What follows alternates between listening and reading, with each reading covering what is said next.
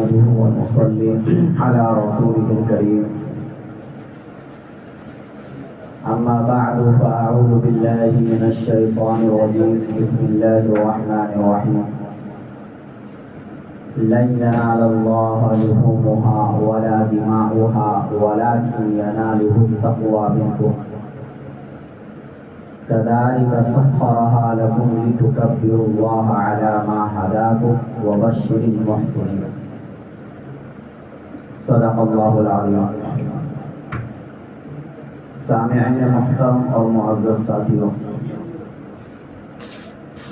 سارے مسلمان سال میں 2 مرتبہ عید مناتے ہیں، خوشیاں مناتے ہیں،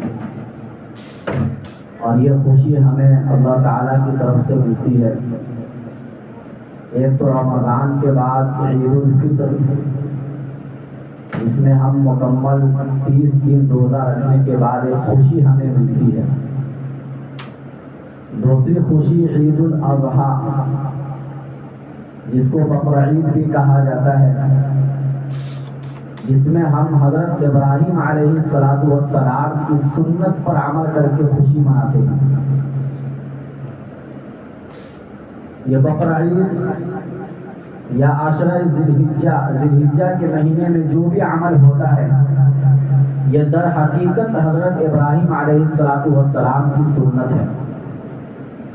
حضرت ابراہیم علیہ السلام ایک ایسے پیغمبر ہیں کہ جن کو فالو کرنے کا حکم ہمیں اور آپ کو دیا گیا، جن کے بارے میں قرآن میں یہ کہا گیا کہ ان کی زندگی میں تمہارے لیے اسوہ اور نمونہ ہے. حضرت ابراہیم علیہ السلام ایک ایسے پیغمبر ہیں کہ جن کو آئیڈیل اور نمونہ بنایا گیا ہمارے لیے، اور صرف یہی نہیں بتایا گیا کہ انہوں نے اپنی زندگی میں کیا کیا کیے، جیسے اور پیغمبروں کے واقعات سے بتا دیے گئے، لیکن ابراہیم علیہ السلام کی زندگی میں جو واقعات پیش آئے ہیں ان کو کرنے کا بھی ہمیں حکم دیا گیا کہ تم بھی ایسا کر کے دکھلاؤ، کیونکہ وہ میرے خلیل تھے، وہ میرے دوست تھے، اور انہوں نے صرف میری رضا کے لیے بہت سارے کام کیے، اور وہ صرف میری رضا کے لیے کیے تھے، لہذا تم لوگ بھی اسی طریقے سے کر کے دکھلاؤ. حضرت ابراہیم علیہ السلام کے بہت سارے واقعات ہیں، لیکن آج کے دن جس واقعے کو آج کے دن سے مناسبت ہے، وہ واقعہ حضرت ابراہیم علیہ السلام کا اپنے بیٹے کو ذبح کرنے کے لیے مینا کے میدان میں چلے جانا، اور محض ایک خواب کی بنیاد پر، براہ راست اللہ تعالیٰ کا کوئی حکم نہیں تھا کہ آپ اپنے بیٹے کو ذبح کرو. ایک خواب حضرت ابراہیم علیہ السلام دیکھے تھے. ابراہیم علیہ السلام کی تو ویسے پوری زندگی امتحان والی زندگی ہے، قدم قدم پر امتحانات، اور وہ سارے امتحانات ایسے جو ناممکن کے قبیل سے ہو، جس کو ہمیں اور آپ کے لیے کرنا بہت مشکل، ایسے امتحانات ان کے اوپر آئے ہیں. آگ میں کود جانا، اللہ کی رضا کی خاطر اپنے ملک کو چھوڑ دینا، اپنے ماں باپ کو چھوڑ دینا. اسی طریقے سے ابراہیم علیہ السلام نے سارے خاندان والوں کو چھوڑ دیا. کیوں چھوڑا؟ بادشاہ سے انہوں نے مقابلہ کیا. پورے گاؤں کے لوگ جن بتوں سے اپنا اعتماد ظاہر کرتے تھے، جن بتوں کے سامنے جھکتے تھے، ان بتوں کو توڑ دیا. اب پورے گاؤں والوں سے مقابلہ کیا، بادشاہ کے سامنے 2 ٹوک لفظوں میں اپنے موقف کا اظہار فرمایا، اور یہ کہا کہ میں اللہ کی وحدانیت کو بیان کرنے کے لیے آیا ہوں. چاہے وہ سامنے بادشاہ ہو، چاہے کوئی بھی ہو، ہر ایک کے سامنے حضرت ابراہیم علیہ السلام نے اللہ کے ایک ہونے کو سمجھایا، اپنی قوم کو سمجھایا، طرح طرح سے سمجھایا. لیکن جب کوئی ان کی بات کو نہیں مانا تو اللہ تعالیٰ نے حکم دیا کہ اب تم سے میں ایک دوسرا کام لینا چاہتا ہوں، اور اس کام سے پہلے ضروری ہے کہ تم اپنی ایک بیوی اور جو چھوٹا سا بچہ جو پیدا ہوا ہے اس کو مکہ کی وادی میں چھوڑ کر آؤ. وہ مکہ جہاں کوئی انسان اس وقت تک آباد نہیں تھا، ابراہیم علیہ السلام کے زمانے سے پہلے۔ اگرچہ اللہ کا گھر تھا، اور اللہ کا گھر تو صدیوں سے تھا، آدم علیہ السلام کے زمانے سے تھا، لوگ آتے تھے بیت اللہ کا طواف کرتے تھے اور چلے جاتے تھے، آبادی نہیں تھی وہاں پر، کیونکہ مکہ ایک ایسی جگہ ہے کہ جہاں پر چاروں طرف پہاڑ ہی پہاڑ، ویران جگہ کی طرح لگتا تھا وہ، لہذا لوگوں کے لیے آباد ہونا وہاں پر کوئی آسان کام نہیں تھا۔ لیکن اللہ کا حکم تھا حضرت ابراہیم علیہ السلام کو، ابراہیم علیہ السلام اللہ کا حکم ماننے کے لیے تیار ہو گئے، اور اپنے چھوٹے سے بچے اور اپنی بیوی کو حضرت حاجرہ رضی اللہ عنہا کو بیت اللہ کی وادی کے پاس چھوڑ کر واپس چلے گئے۔ حالانکہ سوال ہو سکتا تھا کہ یہ تو ظلم ہے ایک عورت کے اوپر، یہ ظلم ہے ایک بچے کے اوپر کہ اس کو تنہائی میں جہاں کوئی دیکھ بھال کرنے والا نہ ہو چھوڑ کے چلے جانے کا حکم مل رہا ہے۔ لیکن ابراہیم علیہ السلام نے کوئی سوال نہیں کیا۔ ابراہیم علیہ السلام کی زندگی سوال والی نہیں ہے، ابراہیم علیہ السلام کی زندگی ماننے والی ہے۔ اللہ کا حکم آیا، عقل چلانے کی ضرورت نہیں ہے، یہ پوچھنے کی بھی ضرورت نہیں کہ اس کے پیچھے حکمت کیا ہے، لاجک کیا ہے۔ جیسا کہ آج کل بہت سے لوگ بہت سے احکامات کے پیچھے لاجک تلاش کرتے ہیں اور پوچھتے ہیں کہ اس کی حکمت ہمیں سمجھ میں آئے گی، ہماری عقل میں یہ بات آئے گی تب ہم مانیں گے ورنہ نہیں مانیں گے۔ ابراہیم علیہ السلام نے اپنی عقل نہیں چلائی، حالانکہ ابراہیم علیہ السلام کی عقل ہم سب سے زیادہ، چونکہ پیغمبر تھے، پیغمبر کی عقل سب سے زیادہ ہوتی ہے پوری کائنات میں۔ لیکن ابراہیم علیہ السلام نے کہا کہ جس اللہ نے ہمیں عقل دی ہے اور جس اللہ نے ہمیں دماغ دیا ہے سوچنے کے لیے، اس عقل اور دماغ کے ذریعے سے ہم اللہ سے سوال کیسے کر سکتے ہیں؟ اللہ تو دماغ بنانے والا ہے، اللہ تو ہماری عقلوں کو بنانے والا ہے۔ جس زبان سے ہم سوال کریں گے اس زبان کو بھی اللہ نے بنایا ہے، یہ زبان پر اللہ کے خلاف کیسے استعمال کر سکتے ہیں؟ اللہ تو احکم الحاکمین ہے، اللہ کوئی بھی حکم بغیر حکمت کے، بغیر مصلحت کے، اب بغیر لاجک کے نہیں دیتے۔ اللہ کے ہر حکم میں بے شمار فوائد اور منافع ہیں، دنیاوی زندگی میں بھی اور اخروی زندگی میں بھی۔ ایسا نہیں ہے کہ دین کا کوئی کام کرنے سے صرف آخرت میں فائدہ ہوتا ہے، بلکہ دین کا ہر کام اس دنیا میں بھی کامیابی کی ضمانت ہے۔ اور یہی وجہ ہے کہ ہم چیلنج کے ساتھ یہ بات کہہ سکتے ہیں کہ جب تک اس دنیا میں اسلام کا قانون نافذ تھا، دنیا میں امن و امان، چین اور سکون برقرار تھا، اور جب سے اس دنیا نے قرآن کو پس پش ڈال دیا ہے، اس کے بعد سے دنیا کے بڑے بڑے ملک اور طاقتور ممالک میں بھی چین و سکون اور عدل و انصاف نہیں ہے، کیونکہ ہر ایک نے اپنے اپنے منشا کے مطابق اور اپنی اپنی خواہشات کے مطابق لوگوں کو غلام بنانے کی کوشش کی۔ لیکن ہم یہ کہتے ہیں کہ انسان جب انسان کا غلام بن جاتا ہے تو وہ صحیح معنوں میں غلام ہے، لیکن انسان جب اللہ کا غلام بن جاتا ہے تو وہ غلام نہیں، وہ آزاد ہے، وہ اس دنیا میں آزاد ہے۔ جتنی آزادی اسلام دیتا ہے اتنی آزادی دنیا کا کوئی ریلیجن نہیں دیتا ہے، اور جتنی خوشی انسان کو اسلام پر عمل کرنے سے ملتی ہے کسی اور ریلیجن پر عمل کرنے سے ان لوگوں کو اتنی خوشی نہیں ملتی ہے۔ یہ تو ہم نے ایک مذاق بنا دیا نا اسلام کو، ہر چیز کے پیچھے حکمت، لاجک۔ کالج میں پڑھنے والے بچے، اسکولوں میں پڑھنے والے بچوں کے ذہنوں کو خراب کیا جاتا ہے۔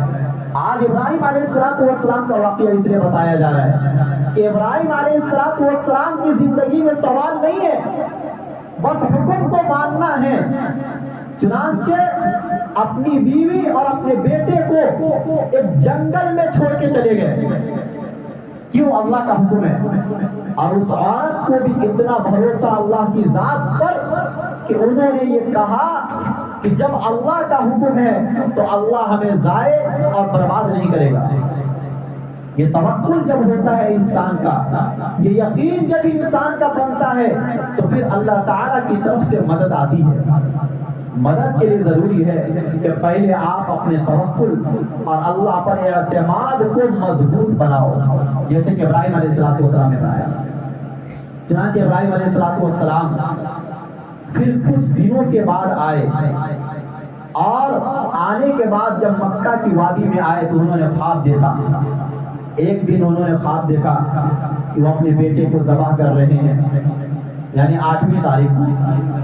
تو انہیں یہ لگا کہ خواب تو یوں ہی بھی آ جاتے ہیں، آدمی کچھ سوچتا ہے اس کی بنیاد پر بھی خواب آ جاتے ہیں، اور نہ سوچے تو بھی خواب آ سکتا ہے۔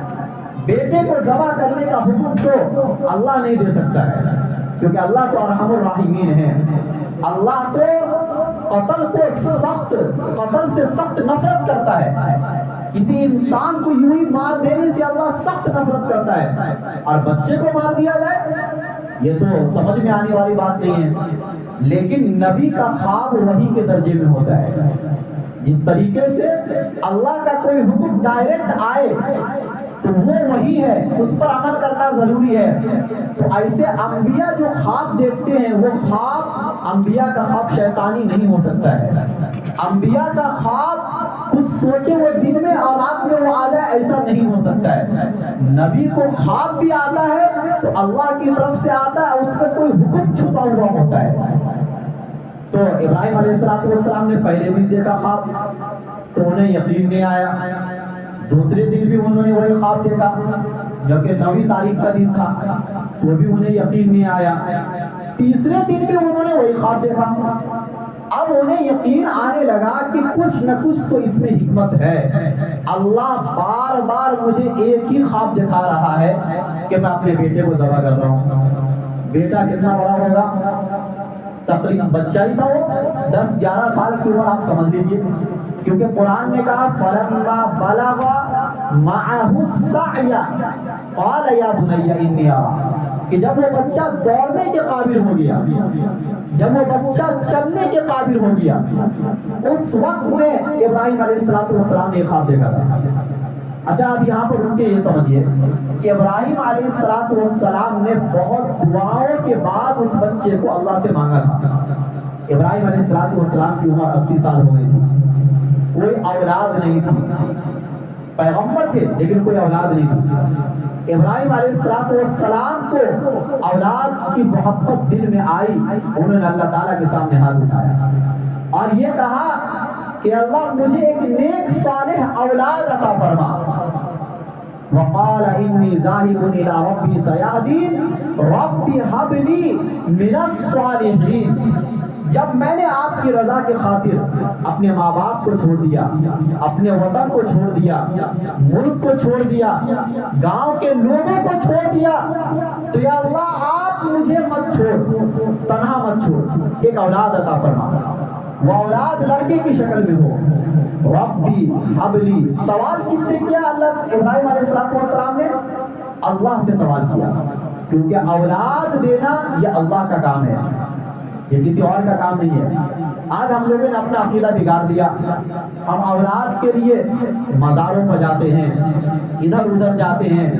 قرآن نے ہمیں عقیدہ سکھایا کہ اولاد صرف اور صرف اللہ سے مانگے جانے والی چیز ہے، اللہ کے علاوہ کوئی بھی کسی کو اولاد عطا نہیں کر سکتا ہے۔ قرآن میں اللہ تعالیٰ نے فرمایا اللہ جس کو چاہتا ہے بیٹیاں دیتا ہے، اللہ جس کو چاہتا ہے بیٹے دیتا ہے، اللہ جس کو چاہتا ہے دونوں دیتا ہے، اور اللہ جس کو چاہتا ہے بے اولاد رکھتا ہے۔ دنیا میں کوئی کسی کو اگر اللہ بے اولاد رکھنا چاہے تو وہ اولاد والی وہ عورت نہیں ہو سکتی ہے۔ ایسے بہت سے لوگ گزرے جن کو تمنا تھی کہ مجھے اولاد ہو، اور وہ بڑے بزرگ خاندان سے وہ عورت آتی تھی، لیکن اس کے باوجود بھی انہیں اولاد نہیں ہوئی۔ خود حضرت عائشہ صدیقہ رضی اللہ تعالی عنہا، اللہ کے نبی صلی اللہ علیہ وسلم کی سب سے چہیتی بیوی، ان کی تمنا بھی تھی کہ انہیں کوئی بچہ پیدا ہو، ان کی گود میں کوئی بچہ آئے جنہیں وہ کھلائے، چونکہ عورتوں کو اپنے بچوں سے محبت ہوتی ہے، لیکن اللہ کو ان سے کچھ اور ہی کام لینا تھا، پوری دنیا میں علم پھیلانا تھا حضرت عائشہ صدیقہ کے ذریعے، لیکن ان کی یہ تمنا پوری نہیں ہوئی، اللہ نے ان کو کوئی اولاد عطا نہیں فرمائی۔ تو ایسا ہو سکتا ہے کہ اللہ کسی کو بے اولاد رکھے. بے اولاد ہونا کوئی عیب کی چیز نہیں ہے، کیونکہ جو کام اللہ کے حوالے ہو، انسان کا اس میں کوئی اختیار نہ ہو، تو اس میں انسان کو عیبدار بنانا یہ گویا کہ اللہ کی تخلیق میں دخل اندازی کرنا ہے. اللہ تعالیٰ جیسا چاہے ویسا رہے گا. کسی کو اگر لڑکیاں ہو رہی ہے عورت کا کوئی قصور نہیں، کسی کو اگر لڑکے ہو رہے تو بھی عورت کا کوئی قصور نہیں، اور اگر کسی عورت کو کوئی بچہ پیدا نہیں ہو رہا ہے تو بھی عورت کا کوئی قصور نہیں ہے، کیونکہ یہ کام اللہ کے حوالے ہے. فرمایا رب ھب لی من الصالحین، اے میرے اللہ، اے میرے پروردگار، اے میرے پالنے والے، ربی سے مراد اے میرے پالنے والے، آپ مجھے نیک صالح اولاد عطا فرما. دیکھو ابھی اولاد عطا نہیں ہوئی ہے، ابھی دعا مانگی جا رہی ہے، لیکن اس دعا میں بھی نیک ہونے کی دعا مانگی جا رہی ہے. ہمیں اور آپ کو تو کوئی فکر ہی نہیں اپنے اولاد کے تعلق سے. پیدا بھی ہو جا رہے ہیں، 10-12 سال کے بھی ہو گئے تو بھی کوئی فکر نہیں ہے. پیغمبر پیدا ہونے سے پہلے اس کے نیک ہونے کی فکر کرتے ہیں کہ اولاد ہو تو نیک ہو ورنہ نہ ہو، کیونکہ جو اولاد نیک نہیں بنتی وہ اولاد اپنے ماں باپ کے لیے وبال جان بن جاتی ہے. یہ اولاد جب بڑھاپے کی عمر میں اپنے ماں باپ کو ستاتے ہیں تو ان کے ماں باپ اس وقت میں یہ تمنا کرتے ہیں کہ کاش کہ یہ بچہ پیدا نہ ہوا ہوتا. جو ذلت اور رسوائی ان کو اس بچے کی وجہ سے دیکھنی پڑتی ہے، اس وقت تو ہر انسان پھر یہی تمنا کرے گا. اور آج کل کے بے حیائی کے زمانے میں ماں باپ یہ تمنا کرتے ہیں کہ کاش کی یہ لڑکی پیدا نہ ہوئی ہوتی جنہوں نے میری ناک کٹا دی. تو یہ کیوں ہوتا ہے؟ یہ ماں باپ کی غلطی کی وجہ سے ہوتا ہے. ابراہیم علیہ السلام اتنے بڑے پیغمبر، لیکن اتنے بڑے پیغمبر ہونے کے باوجود بچے کی پیدائش سے پہلے اس کے نیک ہونے کی تمنا ہے کہ اولاد ہو تو نیک ہو ورنہ نہ ہو. رب ھب لی من الصالحین. اللہ تعالیٰ نے خوشخبری دی، فبشرناہ بغلام حلیم، کہ ہم آپ کو خوشخبری دیتے ہیں ایک بردبار لڑکے کی. بردبار سے مراد یعنی حلیم کا ترجمہ بردبار ہوتا ہے، جس میں جلد بازی نہیں ہوگی، سمجھداری ہوگی، نرم بچہ ہوگا، تحمل مزاج بچہ، صبر کرنے والا بچہ. یہ ساری باتیں حلیم کے اندر آ جاتی ہے، جو قرآن کریم کے الفاظ ہے حلیم، کہ بردبار بچہ آتا ہو. اللہ نے خوشخبری سنا دی، بشرنا بغلام حلیم. اب دیکھو ایک بچہ جو دعاؤں کے بعد پیدا ہوا، بڑھاپے کی عمر میں پیدا ہوا، بڑھاپے کی عمر میں اس بچے سے کتنا لگاؤ اور کتنی محبت ہوگی ابراہیم علیہ السلام کو، آپ اندازہ بھی نہیں کر سکتے. پھر اس بچے کو چھوڑنے کا حکم دیا گیا. چلو اتنا بھی سمجھ میں آتا ہے، ابراہیم علیہ السلام نے اس بچے کو مکہ کی وادی میں چھوڑ دیا. لیکن جب یہ حکم آیا فلما بلغ معه السعی، بچہ جب دوڑنے لگا، بچہ جب اپنے باپ کی انگلی پکڑ کے چلنے لگا، اس کا ترجمہ فلما بلغ معه السعی، جب اس قابل ہو گیا کہ ان کو جوان کہا جا سکے، 10-12 سال کی عمر، فلما بلغ معه السعی قال یا بنی، ابراہیم علیہ السلام نے خواب دیکھا. اس خواب کا تذکرہ ابراہیم علیہ السلام نے اپنے بیٹے کے سامنے فرمایا، کہا یا بنی انی ارا فی المنام، اے میرے چھوٹے بیٹے کہ میں خواب یہ دیکھ رہا ہوں کہ انی اذبحک فانظر ماذا تری، کہ میں تم کو ذبح کر رہا ہوں، تم بتاؤ کہ تمہاری کیا رائے ہے. یہ ابراہیم علیہ السلام کو حکم نہیں تھا. ابراہیم علیہ السلام پہ خواب آیا تھا. خواب کی تعبیریں ہو سکتی ہیں، خواب کی تعبیریں ہو سکتی ہے. بعض مرتبہ انسان خواب میں جو چیز دیکھتا ہے حقیقت میں وہ چیز نہیں ہوتی ہے. ابراہیم علیہ السلام ہزاروں تعبیریں کر سکتے تھے اور یہ کہہ سکتے تھے کہ ہو سکتا ہے اس سے مراد جانوروں کو ذبح کرنا ہو، اس سے مراد صدقہ کرنا ہو، اس سے مراد کچھ اور ہو.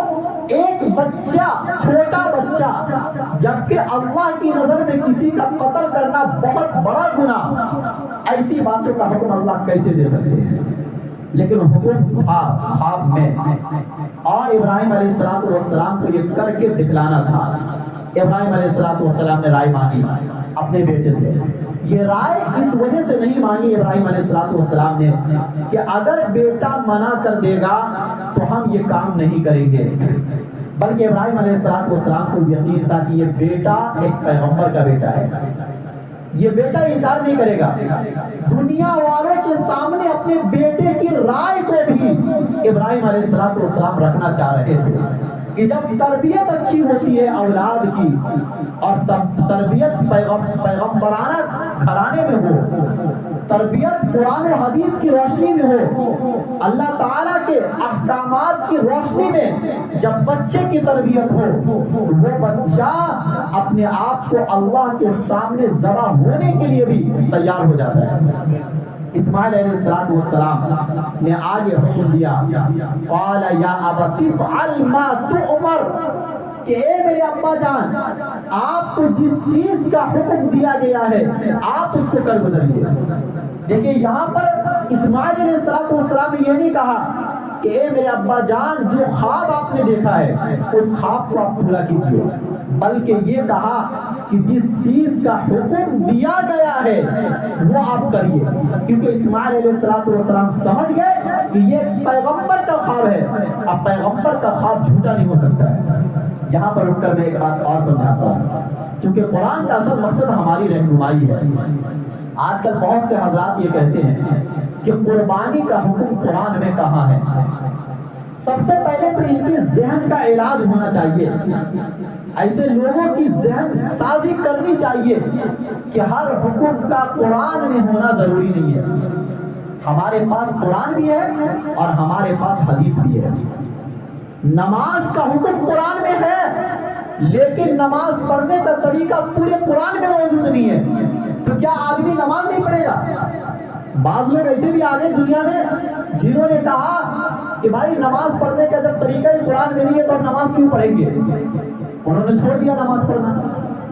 روزہ رکھنے کا طریقہ قرآن میں بتایا گیا کہ اتنے بجے سے اتنے بجے آپ کو رکھنا ہے، لیکن کیا روزے کے سارے مسائل، حج کے سارے مسائل، زکوٰۃ کے سارے مسائل قرآن پاک میں موجود ہے؟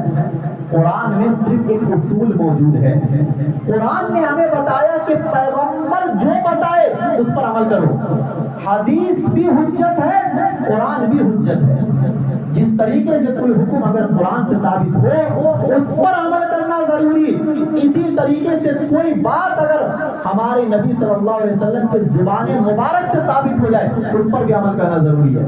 ہاں یہ الگ بات ہے کہ بعض احکام واجب ہوتے ہیں، بعض فرض ہوتے ہیں، بعض سنت ہوتے ہیں، بعض مستحب ہوتے ہیں، وہ امت کے بڑے بڑے اسکالروں کا کام ہے کہ وہ ہمیں طے کر کے بتلائے کہ کون سا حکم واجب و فرض ہے۔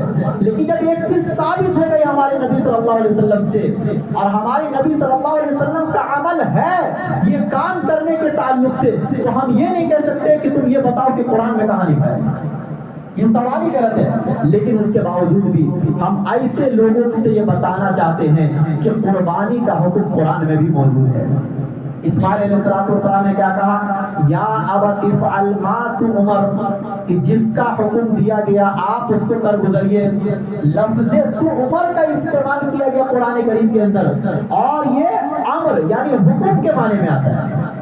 پتہ چلا کہ حکم موجود ہے قربانی کرنے کا قرآن کریم میں۔ اللہ نے فرمایا ایک جگہ پر لِكُلِّ أُمَّةٍ جَعَلْنَا مَنْسَكًا لِيَذْكُرُوا اسْمَ اللَّهِ عَلَى مَا رَزَقَهُم مِّن بَهِيمَةِ الْأَنْعَامِ، کہ ہر امت کے لیے، ہر قوم کے لیے میں نے قربانی کا ایک نہ ایک طریقہ مقرر کیا تھا تاکہ وہ جانوروں پر اللہ کا نام لے۔ دیکھو یہاں پر کوئی منسک کا ترجمہ اور عبادت سے نہیں کر سکتا، کیونکہ آگے اللہ نے جانور کا تذکرہ کیا ہے۔ جب جانور کا تذکرہ کیا تو یہ بات متعین ہو گئی کہ اللہ یہ بتانا چاہتے ہیں کہ ہر قوم کے لیے ہم نے جانور کو ذبح کرنے کا کوئی نہ کوئی طریقہ مقرر کیا تھا۔ تو بتاؤ یہ امت اتنی بڑی امت، ان کے لیے کوئی طریقہ ہی نہ ہو؟ ابراہیم حضرت آدم علیہ السلام کے بیٹے نے قربانی دی تھی، اس کا تذکرہ قرآن میں موجود ہے. قربانی کا عمل آدم علیہ السلام کے زمانے سے ہے. یہ الگ بات ہے کہ وہ ذی الحجہ کے مہینے میں نہ ہو، کسی اور مہینے میں ہو، کسی اور وجہ سے ہو، لیکن قربانی کا عمل ہے. قربانی کا عمل حضرت موسیٰ علیہ السلام کی شریعت میں ہے. ان کے یہاں بھی جانوروں کو ذبح کرنے کا حکم ہے. قربانی کا عمل عیسیٰ علیہ السلام کی شریعت میں ہے. اور قربانی کا حکم ہمارے حضرت ابراہیم علیہ السلام کے زمانے سے تو چلتا ہوا آ ہی رہا ہے. تو اللہ تعالیٰ اسماعیل علیہ السلام نے کہا کہ یا ابت فعل ما تؤمر، کہ جس چیز کا آپ کو حکم دیا گیا ہے آپ اس کو کر گزریے. اس میں بالکل بھی پیچھے ہونے کی ضرورت نہیں ہے. یا ابت فعل ما تؤمر ستجدنی ان شاء اللہ من الصابرین، کہ ان قریب آپ مجھے صبر کرنے والوں میں سے پائیں گے.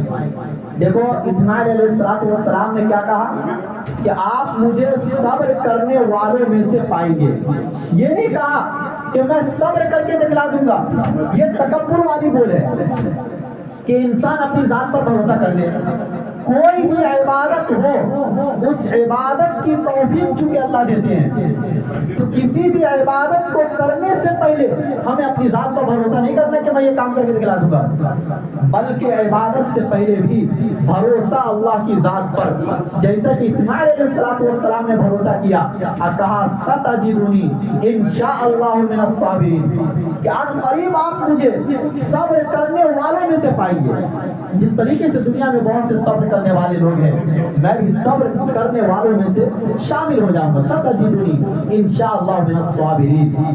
فرمایا آگے فلما اسلم وتلہ للجبین، کہ پس جب وہ دونوں اللہ کے حکم کے سامنے جھک گئے. کون دونوں؟ ابراہیم علیہ السلام اور حضرت اسماعیل علیہ السلام.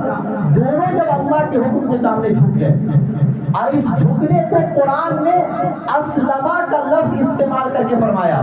اسلمہ یعنی اسلام سے نکلا ہے. اسلام کا مطلب کیا ہوا؟ پھر اسلام کا مطلب یہ ہوا کہ جس طریقے سے ابراہیم علیہ السلام اور اسماعیل علیہ السلام اللہ کے حکم کے سامنے جھک گئے اور انہوں نے کوئی سوال نہیں کیا، اسی طریقے سے ہمیں بھی کوئی سوال نہیں کرنا ہے. سوال ابراہیم علیہ السلام کی زندگی میں نہیں ہے. فلما اسلم وتلہ للجبین، اس چھوٹے سے بچے کو پیشانی کے بل اس حضرت ابراہیم علیہ السلام نے لٹا دیا.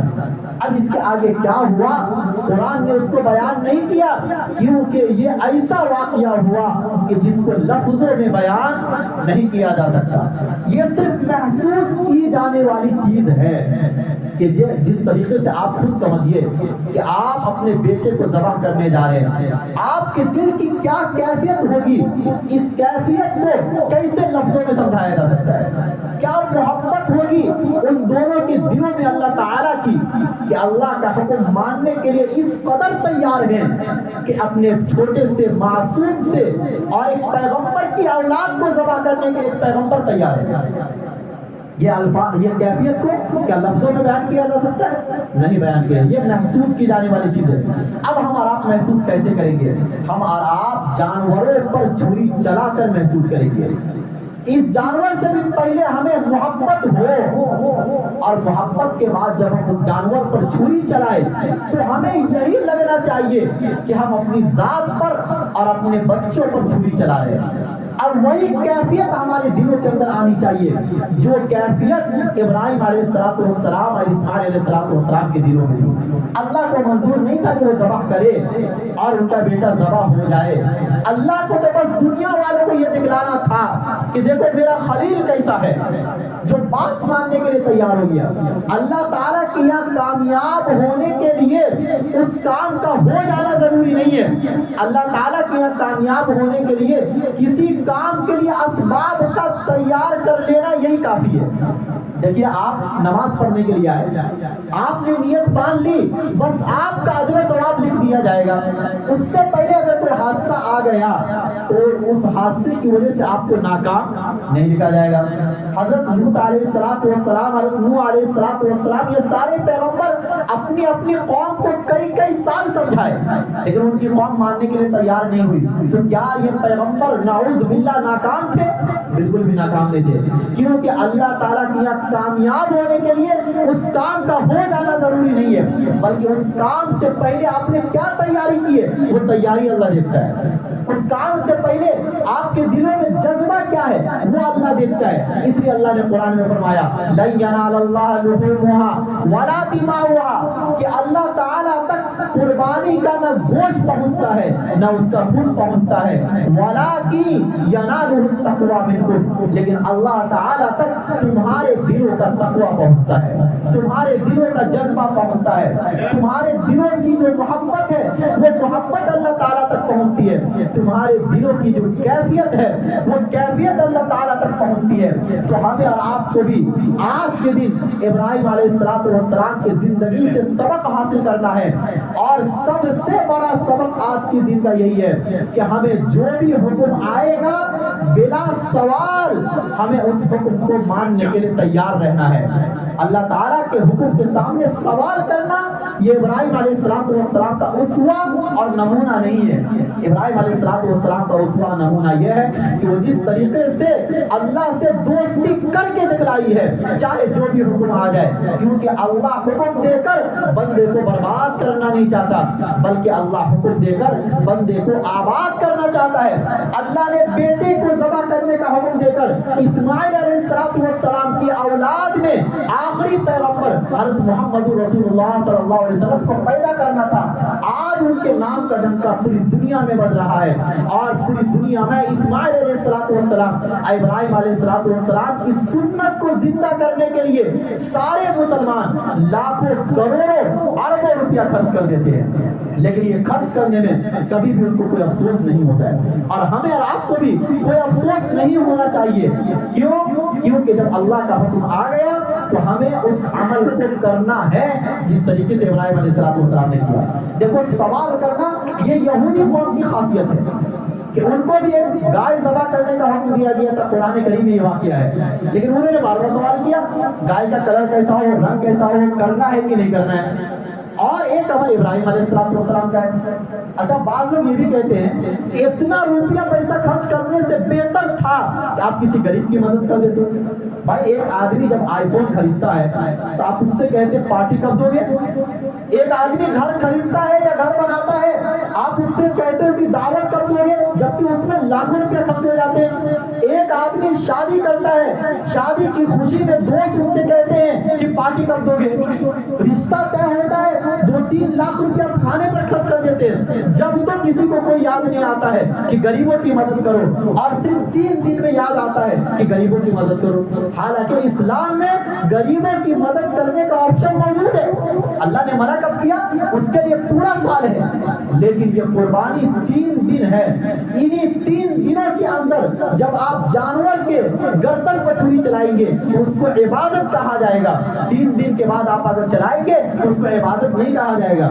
اور اسی وجہ سے جب ہم قربانی کے لیے جانور لاتے ہیں تو اللہ کا حکم ہے کہ وہ تمام عیوب سے پاک ہو، اس کے نہ کوئی عیب نہ ہو۔ یہ حلال ہونے کے لیے نہیں کیا جا رہا ہے، یہ عبادت بنانے کے لیے کیا جا رہا ہے، ورنہ حلال جانور اگر ہے اس میں کوئی بھی عیب ہو اس کا گوشت حلال ہوگا اگر اللہ کے نام پر ذبح کیا جائے، لیکن عیب دار جانور کو ان 3 دنوں کے اندر اگر قربانی کریں گے گوشت تو حلال ہو جائے گا لیکن وہ عبادت نہیں بنے گا۔ عبادت بننے کے لیے ساری شرائط ہمارے لیے لگائی گئی ہے۔ اس سے یہ پتہ چلا کہ یہ صرف 3 دن کا عمل ہے، 3 دن کے بعد یہ عمل کرنے کا ہمیں حکم نہیں دیا گیا۔ اللہ تعالی ہم سب کو کہنے سننے سے زیادہ عمل کرنے کی توفیق نصیب فرمائے۔ اب جو ہے نماز عید الاضحیٰ کا طریقہ یہ ہے کہ جس طریقے سے ہم ساری نمازیں پڑھتے ہیں اسی طریقے سے پڑھنا ہے، صرف یہ کہ 6 زائد تکبیر اس میں ایکسٹرا ہے۔ سب سے پہلے ہمیں نیت کرنا ہے کہ نیت کرتا ہوں 2 رکعت نماز عید الاضحیٰ کی 6 زائد تکبیروں کے ساتھ پیچھے اس امام کے واسطے اللہ تعالیٰ کے اور میرا کعبہ شریف کی طرف اللہ اکبر، اور یہ دل سے یہ نیت کر لینا ہے फटाफट नियत करना है, दिल में इरादा करना है कि पीछे से इमाम के 6 जायद तकबीरों के अल्लाह अकबर, पहली मर्तबा अल्लाह अकबर, ये वही जैसे हम सारी नमाजों में करते हैं। फिर उसके बाद सब लोगों को सना पढ़ना है, सना पढ़ने के बाद फिर अल्लाह अकबर कहकर हाथ छोड़ देना है, फिर दूसरी मर्तबा भी अल्लाह अकबर कहकर हाथ छोड़ देना है, और तीसरी मर्तबा अल्लाह अकबर कहकर हाथ को बांध लेना है, और उसके बाद फिर सूरा वगैरह पढ़ी जाएगी। फिर एक रकात मुकम्मल होने के बाद जब हम दूसरी रकात में खड़े होंगे तो सूरा मुकम्मल होने के बाद जब हम रुकू में जाने का टाइम आएगा तो 3 मर्तबा अल्लाह अकबर कहकर हाथ को छोड़ना है। रुकू में जाने से पहले 3 मर्तबा अल्लाह अकबर कहकर हाथ को छोड़ना है, और चौथी मर्तबा जब अल्लाह अकबर कहा जाए तो उसमें रुकू में जाना है। फिर हमारी नमाज मुकम्मल हो जाएगी। नमाज के बाद खुतबा गौर से सुनना है, और इसी तरीके से ये तकबीर तशरीक के अय्याम चल रहे हैं तो हर फर्ज नमाज के बाद और चलते फिरते भी अल्लाह अकबर ला इलाहा इल्लल्लाह वल्लाहु अकबर अल्लाह अकबर वलिल्लाहिल हम्द बुलंद आवाज से पढ़ना है, क्योंकि अल्लाह चाहते हैं कि इन 5 दिनों में सिर्फ मेरे नाम का जिक्र हो, और ये बुलंद आवाज से करना ये सहाबा की सुन्नत है, ये नबी सल्लल्लाहु अलैहि वसल्लम का हुक्म है, और ये कुरान पाक का हुक्म है कि वज़कुरुल्लाह फी अय्यामिन मादूदात। दूसरे पारे में अल्लाह ने फरमाया कि इन गिने हुए दिनों में अल्लाह के नाम का तज़किरा करो। तो ये अल्लाह के नाम का तज़किरा हमें हर फर्ज नमाज के बाद तो वाजिब है। अगर इमाम साहब से छूट जाए तो आपको पीछे से पढ़ना है, इमाम साहब का इंतजार नहीं करना है। इस तरीके से जो है नियत कर लेना सबको, अभी नमाज इंशाअल्लाह खड़ी हो जाएगी।